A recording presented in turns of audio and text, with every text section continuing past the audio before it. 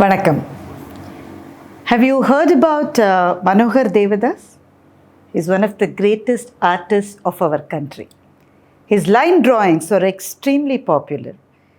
His drawings depicting the famous American College in Madurai, the Car Festival of Madurai, Chennai High Court are some of the best drawings that anyone could have seen.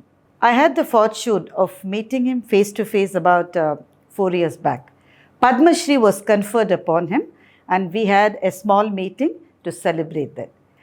My college friend Vijay invited me to that meeting. I went there, I met Manohar Devadas and he rose up to speak to the audience. That's when I realized that he was totally blind. He could not see anything. In about 15 minutes, he narrated the story of his life. Manohar Devadas was always interested in drawing. That was his passion, that was his love. So he chose Mahima as his wife. I've seen some of the pictures of Mahima. She's one of the most beautiful women that anyone could see in this world. So Manohar Devadas and Mahima led such a happy life. Until upon one day, Manohar Devadas was detected for having a very rare eye disease that will keep reducing his power to see little by little, which meant that he was becoming blind every day. Just to top that, they had a terrible car accident. Mahima survived, but she became absolutely immobile below her neck. So that was the life in front of him. Manohar Devadas losing his eyesight every day. Remember, he's an artist, and Mahima had to be in bed all the time.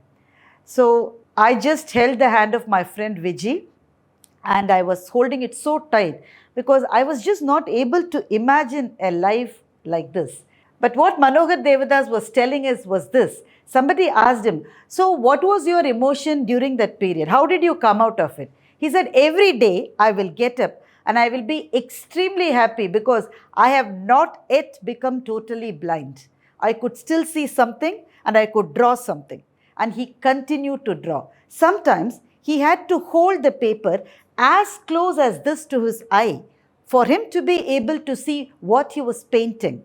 Sometimes he had to use glasses with a power of up to 15 to 22 so that he'll be able to see what he is drawing. But he said that he was still happy because some eyesight was still left with him. And once in every 3 hours, he had to attend to Mahima. She had to be lifted from the bed and put back to avoid bed sores. So what was the conversation between them? Were they cribbing? Were they crying? Not at all. They were still joking about each other, still sharing love and affection. That is the life that they led.